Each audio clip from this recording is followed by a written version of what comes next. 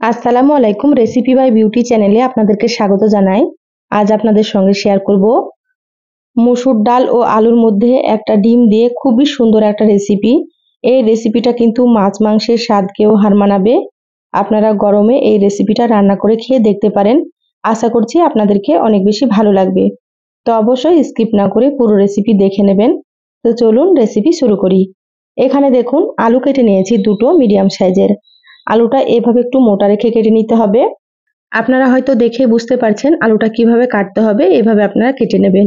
এখানে দেখুন দুটো মিডিয়াম সাইজের পেঁয়াজ কেটে নিয়েছি, আর এখানে একটা বড় সাইজের টমেটো কেটে নিয়েছি। টমেটোটা হালকা একটু পাতলা পাতলা করে কেটে নিয়েছি। আর এখানে আমি নিয়েছি 50 গ্রাম মতো মসুর ডাল। তো এখানে আমি পরিমাণ মতো নিয়েছি, আপনারা কিন্তু আপনাদের পরিমাণ মতো নিয়ে নেবেন। এবার এখানে দেখুন একটা কড়াই নিয়েছি। এবার মসুর ডালগুলো নিয়ে নিচ্ছি।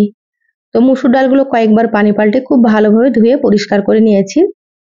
এবার আমি এখানে দিয়ে দিচ্ছি কেটে রাখা আলু,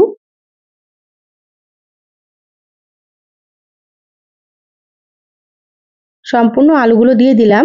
এবার এখানে দিয়ে দিচ্ছি কেটে রাখা টমেটো। টমেটো দিলে কিন্তু খেতে অনেক বেশি ভালো লাগবে। এবার আমি এখানে দিয়ে দিচ্ছি কেটে রাখা পেঁয়াজ, আর এখানে দিয়ে দিচ্ছি 4টে চেরা কাঁচামরিচ। তো এখানে ঝালটা আপনারা নিজেদের টেস্ট অনুযায়ী দিয়ে দেবেন, আপনারা যেমন ঝাল খেতে পছন্দ করেন। এবার আমি দিয়ে দিচ্ছি স্বাদ মতো লবণ। এখানে আমি 1 চা চামচ মতো লবণ দিয়ে দিলাম। এবার দিয়ে দিচ্ছি হাফ চা চামচ হলুদ গুঁড়ো, হাফ চা চামচের থেকে একটু কম দিয়ে দিচ্ছি জিরা গুঁড়ো, হাফ চা চামচের থেকে একটু কম দিয়ে দিচ্ছি ধনিয়া গুঁড়ো, সামান্য পরিমাণে একটু দিয়ে দিচ্ছি মরিচের গুঁড়ো।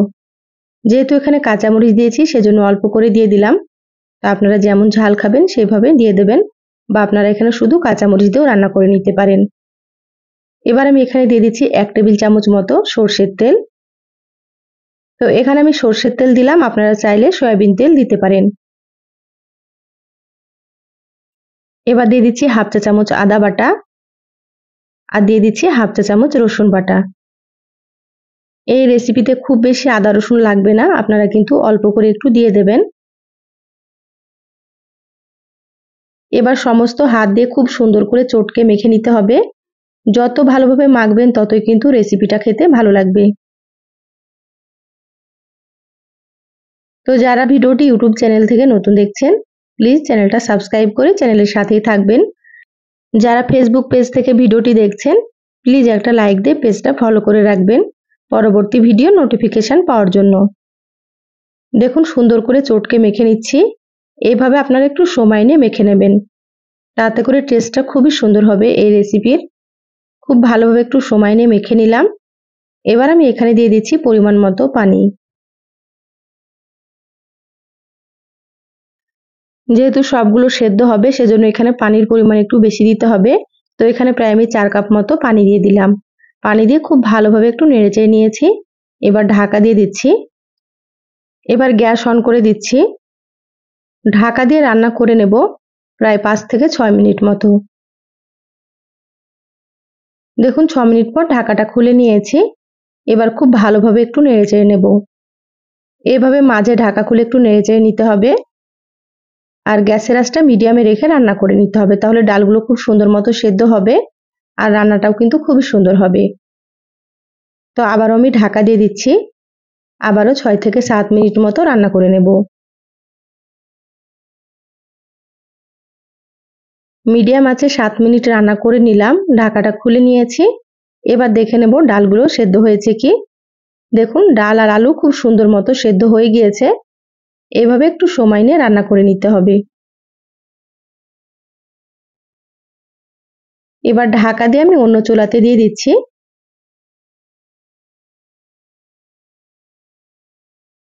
দেখুন গ্যাসে আবারও একটা ফ্রাই প্যান দিয়ে দিলাম।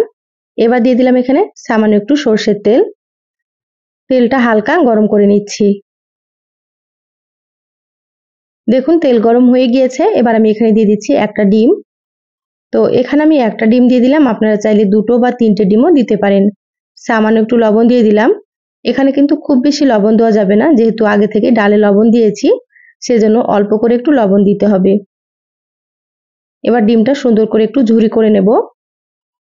আর ডিমটা আমি হালকা করে ভেজে নেব, খুব বেশি কড়া করে ভাজবো না। এভাবে ডিম হালকা করে ভেজে নিলে কিন্তু খেতে ভালো লাগে। তো আমার চ্যানেলে আরো অনেক রেসিপি আছে, চাইলে কিন্তু আপনারা রেসিপিগুলো দেখে নিতে পারেন।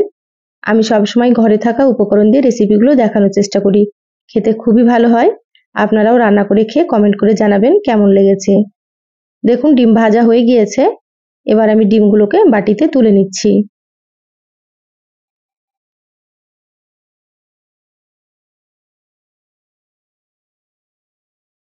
ডিমগুলো তুলে নিয়ে বাটিতে রেখে দিলাম সাইডে। ফ্রাই প্যানে আবারও দিয়ে দিলাম 1 টেবিল চামচ সর্ষের তেল। তেলটা হালকা গরম হলে দিয়ে দিচ্ছি হাফ চা চামচ গোটা জিরা। এবার আমি এখানে দিয়ে দিচ্ছি একটা শুকনো মরিচ। এবার নেড়েচেড়ে একটু ভেজে নেব। এ পর্যায়ে গ্যাসের আঁচটা মিডিয়ামে রেখেছি। দেখুন জিরা আর শুকনো মরিচটা একটু ভেজে নিলাম। এবার আমি এখানে দিয়ে দিচ্ছি একটা পেঁয়াজ কুচি। তো এখানে আমি ছোট সাইজের একটা পেঁয়াজ কুচি করে নিয়েছি। এবার নেড়েচেড়ে পেঁয়াজগুলোকে লালচে করে ভেজে নিতে হবে। তো গ্যাসের আঁচ মিডিয়ামে রেখে পেঁয়াজগুলো ভেজে নিচ্ছি।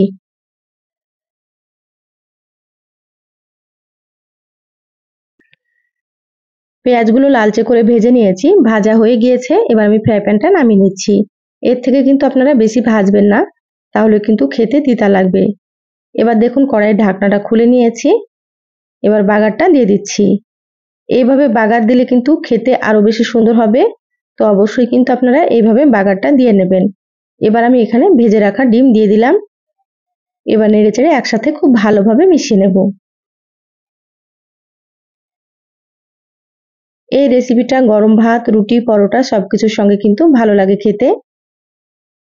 খুব সুন্দর করে নেড়েচেড়ে মিশিয়ে নিলাম। ঢাকা দিয়ে 1 মিনিট মতো রান্না করে নেব। তাহলে ডিমটা খুব সুন্দর মতো নরম হয়ে যাবে আর খেতে ভালো লাগবে। দেখুন 1 মিনিট ঢাকা দিয়ে রান্না করে নিয়েছি আর কতটা সুন্দর হয়েছে দেখুন। ডালটা কিন্তু এরকমই রাখতে হবে, এর থেকে কিন্তু ঘন করা যাবে না, কারণ নামানোর পরে অনেকটাই কিন্তু ঘন হয়ে যায়। এবার আমি এখানে হাফ চা চামচ মতো দিয়ে দিচ্ছি ভাজা জিরা গুঁড়ো। এই রেসিপিতে একটু ভাজা জিরা গুঁড়ো দিলে সুন্দর একটা ফ্লেভার হয় আর খেতেও বেশ ভালো লাগে। এবার জিরার গুঁড়োটা খুব ভালোভাবে মিশিয়ে নেব, নেড়েচেড়ে সুন্দর করে মিশিয়ে নিতে হবে। আর রান্নার কালারটা দেখুন কতটা সুন্দর হয়েছে, আপনারা হয়তো দেখেই বুঝতে পারছেন। রান্না হয়ে গিয়েছে, গ্যাস বন্ধ করে দিচ্ছি। ঢাকা দিয়ে 2 মিনিট রেখে দেব, তারপরে আপনাদেরকে আমি দেখাচ্ছি। দেখুন 2 মিনিট পর বলে ঢেলে নিয়েছি। মাশাআল্লাহ খেতে ভীষণ ভালো লাগে। তা আপনারা অবশ্যই একবার রান্না করে খেয়ে দেখবেন। বাড়ির ছোট থেকে বড় সকলেই কিন্তু খুবই পছন্দ করবে। তো সহজ রেসিপিটা কেমন লাগলো চ্যানেলের কমেন্ট বক্সে জানাবেন। ভালো লাগলে একটা লাইক দিয়ে যতটা সম্ভব ভিডিওটা আপনারা শেয়ার করে দিবেন। সবাই অনেক বেশি ভালো থাকবেন, সুস্থ থাকবেন। দেখা হবে নতুন রেসিপিতে। ধন্যবাদ সবাইকে। আল্লাহ হাফেজ।